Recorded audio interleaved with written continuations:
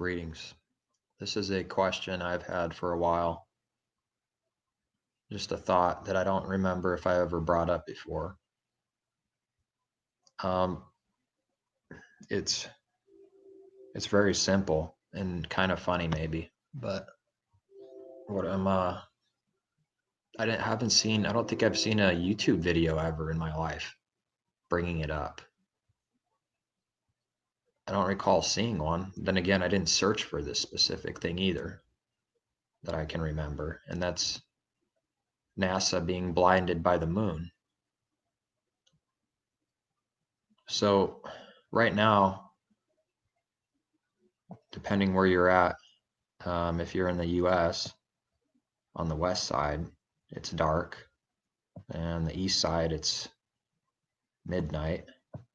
It's dark. You should see it. You should all be able to, everyone in the US should be able to see the moon right now if it's not too cloudy. And it's not full yet, but it's like 3/4, more than 3/4. So it's pretty bright right now. It's pretty bright. And, in the desert on a full moon night, it actually gives you quite a bit of light when it's full. It's pretty bright. It's not nearly as bright as the sun, but looking at a full moon, it's pretty bright still. So when the people landed on the moon, like they say they did, how come they weren't blinded by the light? What on earth is that? Would they wear goggles or something? I don't recall their space helmet having like super hardcore tint or something. What kind of tint would you need to have? Because they say it's 200 something thousand miles away. So if you were like right up to the moon, it would be super bright. That's the sun's reflection right off of it, right? um, which I don't believe is true. I believe it's its own light. But either way, that doesn't even matter. The moon, full moon, it's bright. So they're on the surface of the moon. This thing is giving light out to the earth. It's casting its light. So so if you were right up to it, it would instantly make you blind, just without any kind of protection. Obviously, it would make you blind instantly. So what is that? How were they able to see anything, even with the best like tint, of which I don't know what they had in the 1960s. Maybe they used some kind of welder's helmet shield. It's just a thought. It's just a thought, that never seems to be brought up, is the brightness of the moon, how bright it would be for them. How come that's never a problem or something brought up? It's dumb. It's because we didn't go there. Nobody went up there and put a flag up there. And the best cameras, the best telescopes there's no flag up there. Okay. You can't see the stinking flag. It's not there. And it's not very big. They say the moon's pretty big. So you zoom up on this thing, and apparently that circle you're zoomed up on, it's thousands and thousands of miles. How big? Let's see. How big is? What do they say it is? What do they say it is? What's the Google say? What's this world say?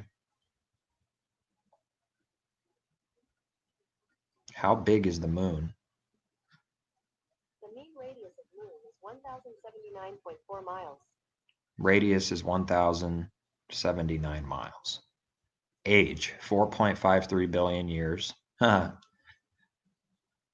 Gravity, it's got its gravity, 1.62 m/s. Density, 3.3 grams centimeter. 1,079 miles radius. 1,070, 1,000, almost 1,080 to round it up. So that the radius would be not all the way across, but from the edge to the center. It's from the center to the end, I believe. So what else? What kind of math? So double it, right? Would be double the radius is from one side to the other. Yeah, I think that's right. So 1,080 times 2, 2,160, over 2,000 miles across. When you zoom up with the camera or telescope, you're looking at 2,000 miles distance. When I zoom up with my camera, and I could zoom up real big, right up on it, it sure don't look like it's 2,000 miles across. That's pretty insane. But that's what they tell you. That's the world's logic. It's because in reality, the moon's actually way smaller than the Earth. Way smaller. I don't know what its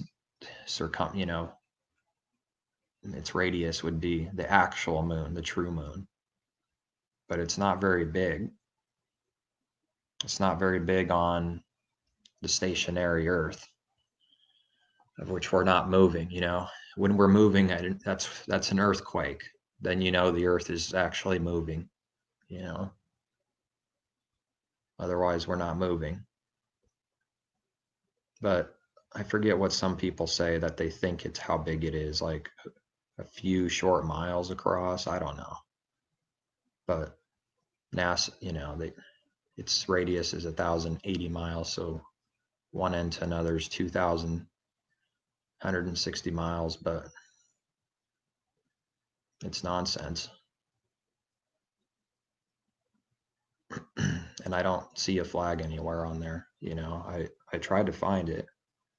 I zoomed up on it with the 60 zoom, so it's not bad. It's pretty good zoom. Like, it gets it pretty big in my lens. It's pretty big when I get it zoomed up on it.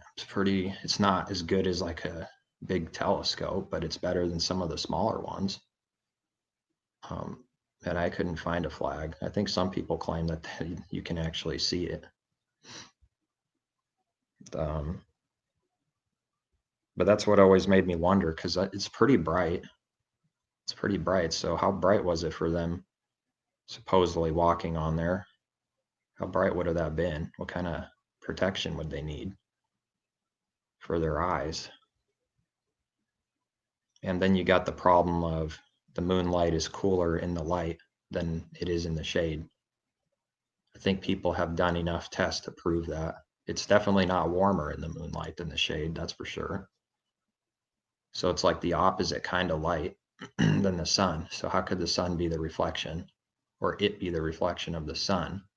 Shouldn't it at least cast a dimmer, but the same kind of light? It should be a warm light. Why is it cold? What's the NASA's explanation for that? For a completely different kind of light? I've never seen it. No one even brings it up in the schools. I doubt it. If they do, they probably are made to look like an idiot as fast as possible, for daring to even ask such questions.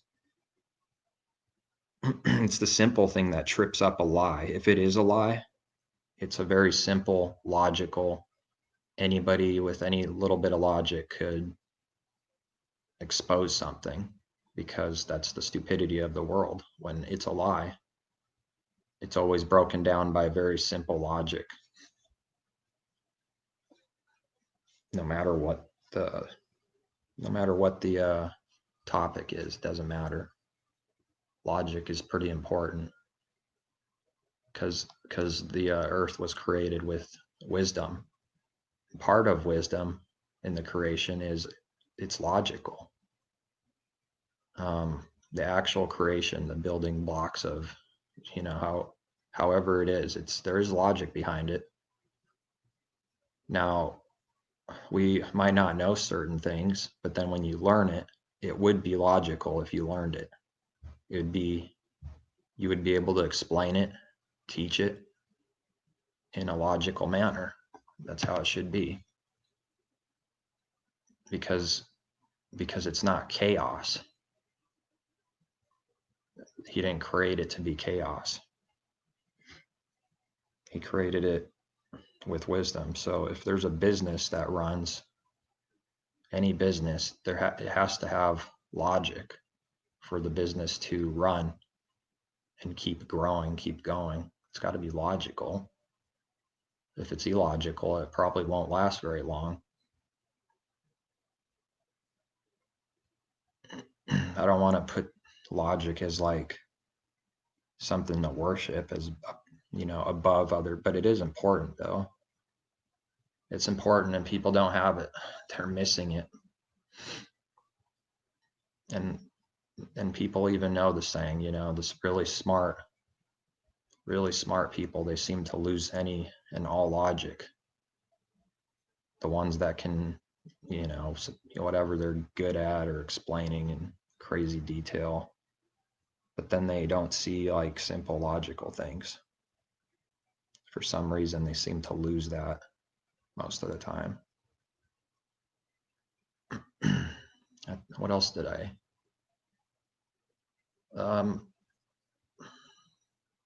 With the creation calendar, if it is right, because I don't know if anybody knows 100%, but we're all just trying to find the truth. But what I've noticed is a full moon, if that's the last day and night of a month, and then the next morning at sunrise is a new day, first day of the month, then 7 days later, which is day 8 of the month, the moon is gone from full to half exactly. And then from the 8th to the 15th, 7 days later, it's conjunction. And then 7 days later on the 22nd, it's half full exactly. And then 7 days later on the 29th, it's usually, I think some months it'll be really close to full and some not quite full, but it looks full when you look at it. And then it resets. Then there might be one more day, and that's the last day of the month. And then next day is day 1, and it repeats over and over again. From full to half to black conjunction to half again to full. It's like really easy to see. You can tell what day it is. Because you could, a little bit of practice, you could tell when the moon's exactly half full. Maybe not right away. Somebody would be off a little bit, but after a little while, you could say, oh, it's half full coming from full. This must be day 8, the 7th day of the week. Or it's conjunction now. It must be pretty close to day 15, So it works in like 4 quarters. Full, half, dark, back to half, full. Seems to have some kind of logical flow to it that makes sense every single month. That's why I think it's true. I think the full moon signals the new moon. I think that's the true one because it makes sense. If you use a sliver, usually you find the sliver, you can't see it until about, 2 days after a conjunction, at least 1 day. So that screws up the timing just a little bit with using the moon as a visual, like the halfway point, perfectly half full. It's like a straight line, whatever. I think that's all I had on this point. Is I just wondered what kind of lenses did they have for not to be severely blinded when they landed on the moon. But I don't believe any such thing happened. They actually landed on the heavens. They actually made it to the heavens, supposedly, and fulfilled what Babylon couldn't way back then with the tower. I don't think so. I don't think anybody's ever going to be able to do that. They can't touch his heavens. I'm pretty convinced about that for years. They can't touch the heavens. The closest they can get is with a rocket that nobody's inside of and launch that thing until it just can't go any higher or hits the ceiling.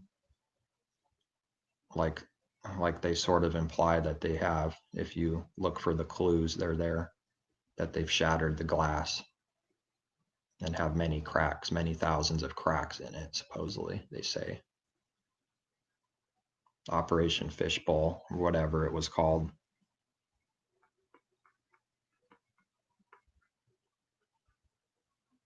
So they're a bunch of snakes.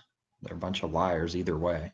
We don't have to agree on like 100% on the fine details, but we should be able to agree that they're snakes. That's their symbol after all. NASA is a forked tongue.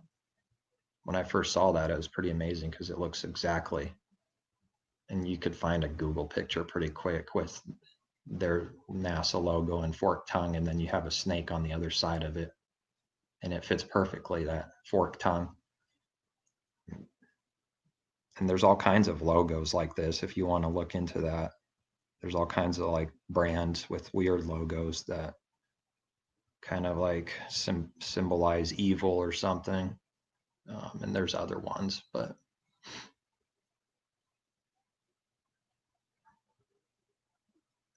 I'm trying to think of another one. Maybe Taco Bell. Kind of looks, it looks just like a serpent eye. I told someone that way back, and they just right away they started getting quiet and angry. It's like, what? You don't even, just no big deal. Like Taco Bell, serpent eye, and they got quiet and angry right away. Tell me the world is deceived and it's evil. I don't want to hear it. That's how people are, though. They don't want it to be evil, really. They can only go so far. Maybe expose some evil in politics or something like that, but not the whole world. It's not all evil and confused and delusional. It's not to say every single person on earth is like some kind of violent serial killer. That's not my point. But just in general, it's confused and evil. And if it wasn't deceived, then the Father's going to be found to be a liar. And Satan did not deceive the whole world. It was only like 25% deceived or 10% deceived. I don't think he's going to be found wrong on any of his prophecies and word. I don't know that anyone sees it from that angle. Like, this is the inspired word. This is the prophecy. This is what it says. Is he going to be found wrong on anything?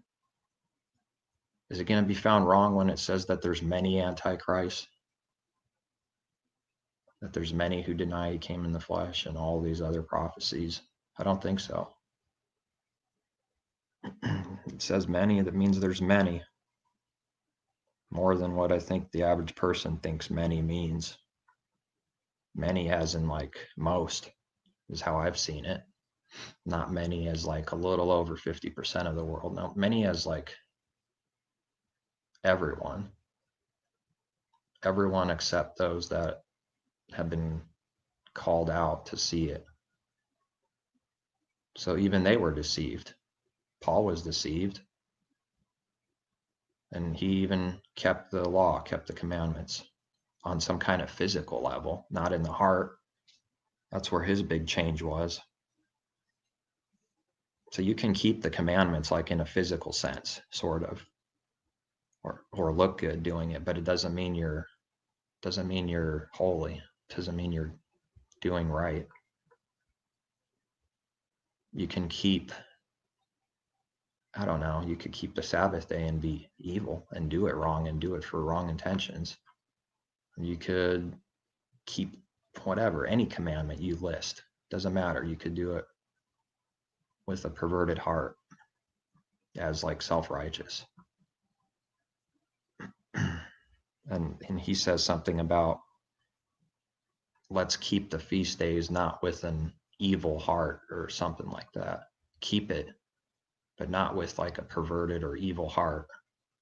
So obviously there was some people back then, new believers, like most likely, keeping some of these days that have very high meaning. These things have a higher spiritual meaning, and they were perverting it because they were probably carnal about it and getting into fights, contention, division over keeping these days. And so they sort of defeat the purpose altogether.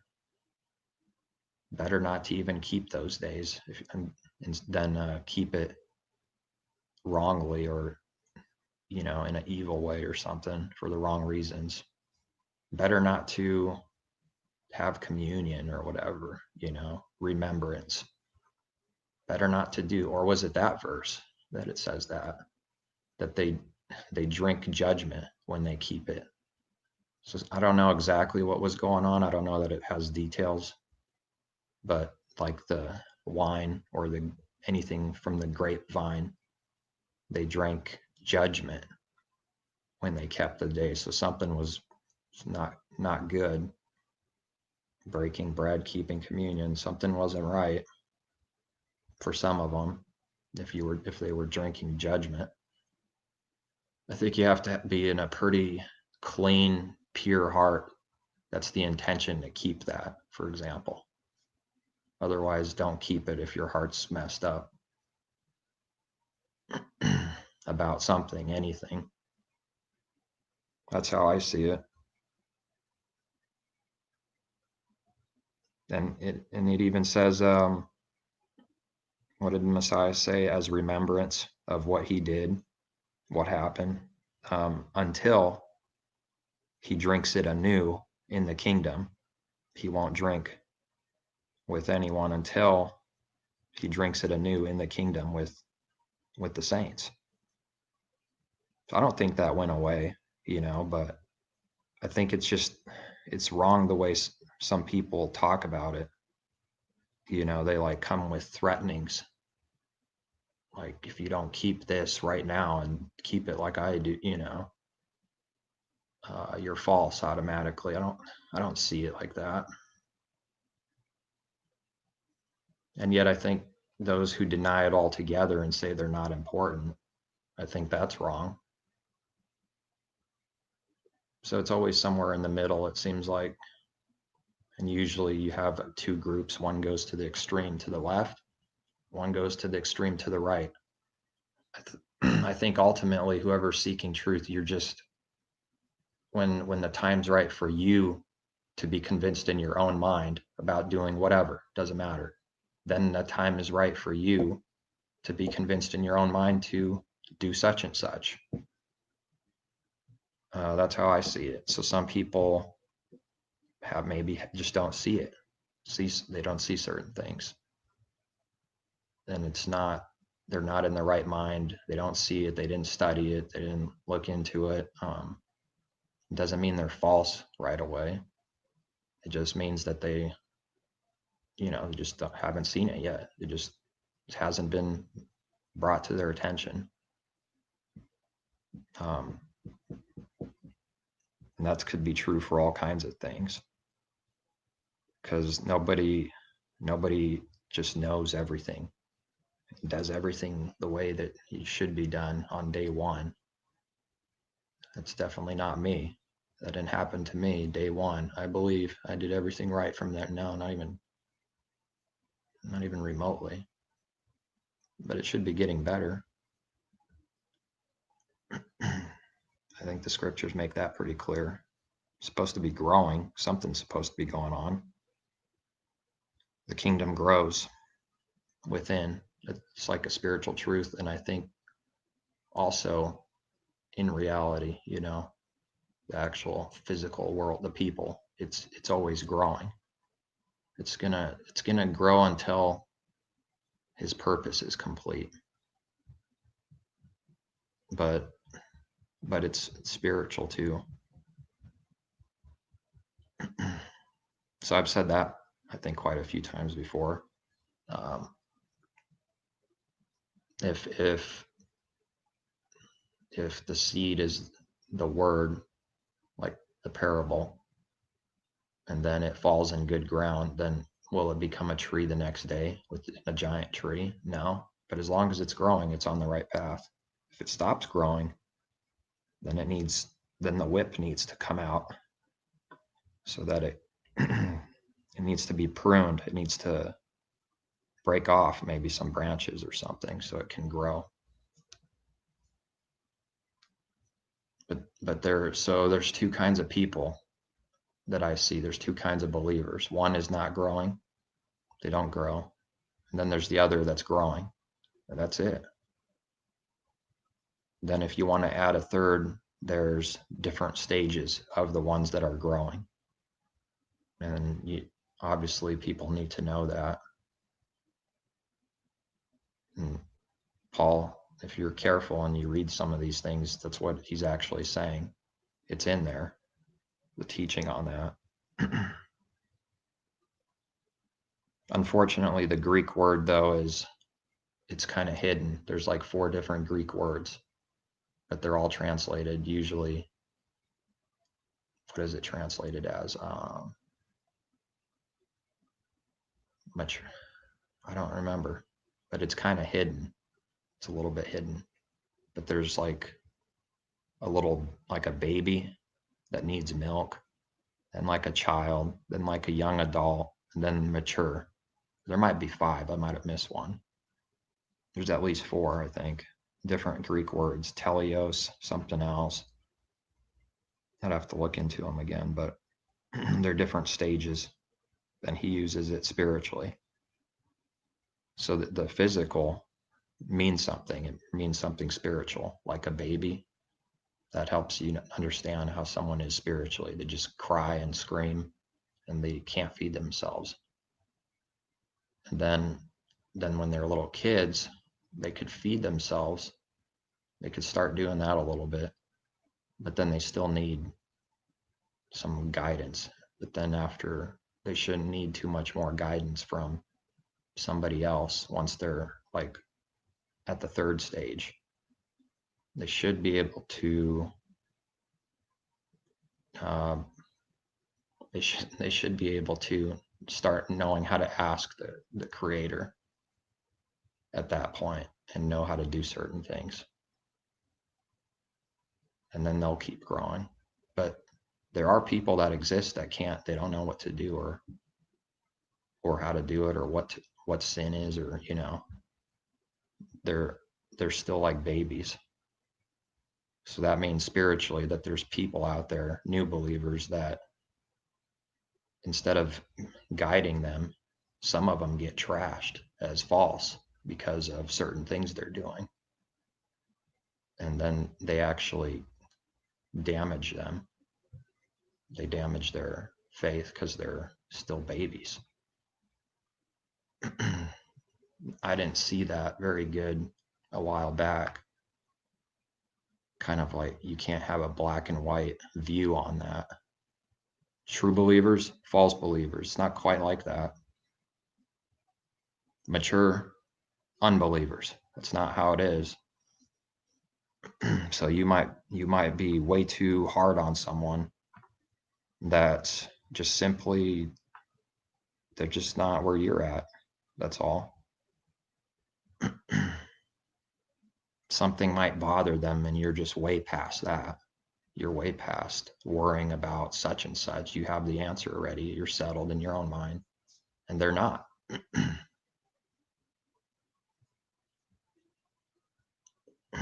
But people forget, though, where they were too. They forget right away and start getting cocky. So that seems to happen a lot too, unfortunately. They get cocky about what they know. But there's a verse for everything. That's why I'm pretty sure that's why Paul says you could have all knowledge, all mystery. But if you don't even have love, then you're just like a noisy bell or something, just ringing in the wind, not doing anything, just noisy, making noise, stirring up things. So that means that there's a certain amount of people that are like that because that verse exists. That means the people are also exist.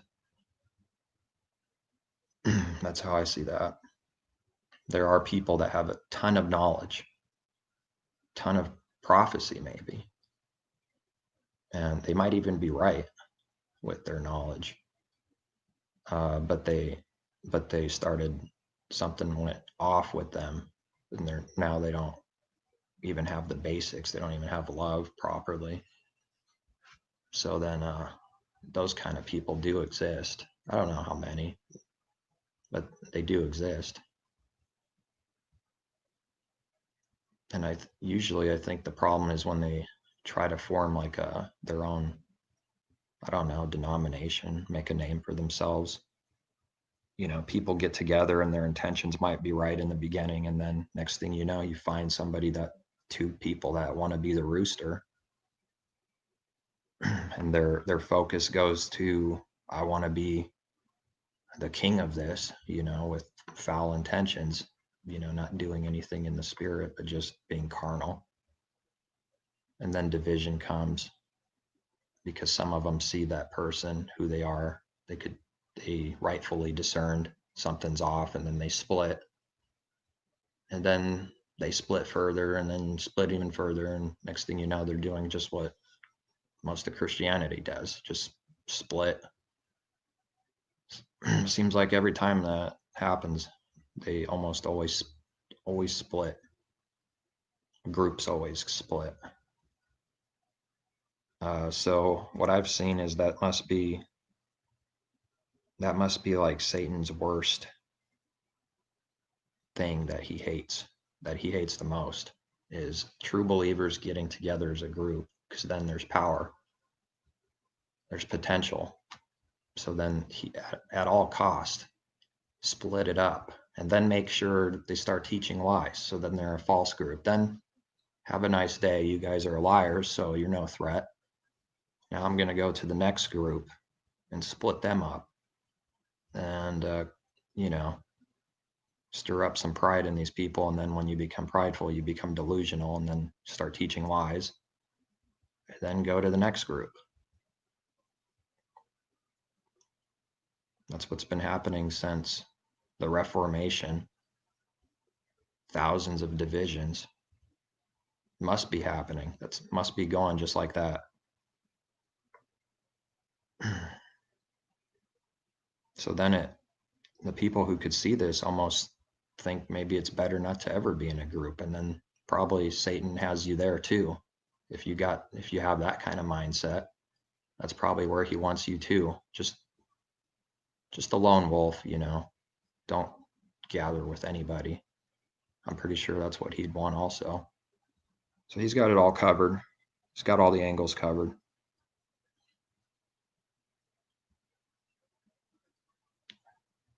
Father Most High is so gracious and patient with us as we continuously trade our truth for higher truths. I agree.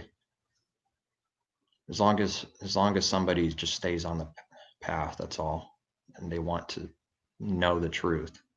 You have to want to know it. If not, we'd be too overwhelmed by all the truth we had no clue of. Yeah, I would be overwhelmed with what I understand right now.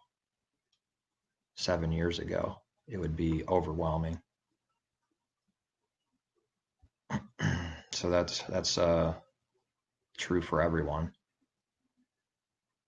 And that's where I usually like to say that he told his disciples, I have way more to tell you. You can't bear it right now. And then when they received the Spirit, they started learning these things and started growing. They weren't perfect in the beginning. Not doing everything right away, but he's not condemning you. As long as you're, you want to seek truth and you do have the true faith, then there's no condemnation, but you should be growing still. Those that are hardcore against growing, and I usually, that must be a problem, must be an issue. Or maybe they know everything. As soon as they joined some church building, that's when they stop growing. They know everything. They can't be taught. They're not teachable. They don't learn anything new. And then that's it. So you can't grow spiritually if you already know everything. That's impossible. If you already know everything, I joined a church and I was saved. Now I know everything. So now I can't grow. Well, that must be a wrong belief then. And that's what I think religion does. The worst thing it does, I think, is it just puts you in the state of no growth. You just stopped. Maybe in the beginning there was some growth, but then once you joined and once you saw nobody else is really growing, and I don't know, then they sort of become that too. Then they hear some truth that they never heard of and reject it right away because it scares them. It's new.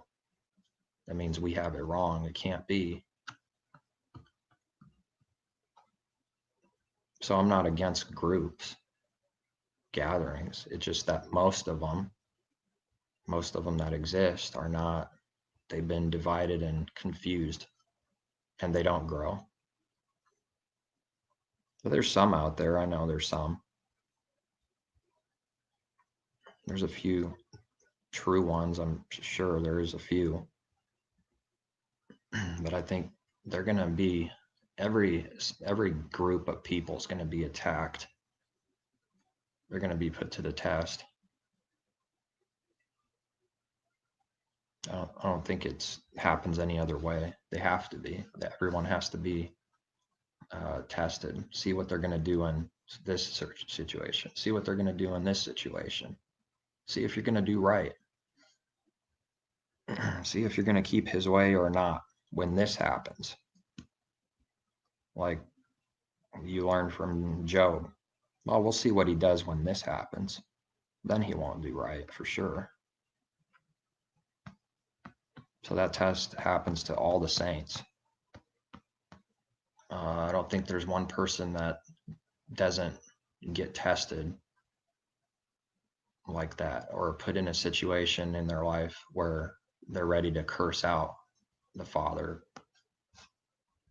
or they're tempted to, they're on the edge of doing that or something because of their situation. But then you're not supposed to. That's the test. You're not supposed to do that. In fact, you're supposed to be thankful for all the fire. Thank you. Thanks for burning me. That's what you're supposed to be like if you want to be perfect. Understanding that it doesn't happen for no reason. There's a reason for everything.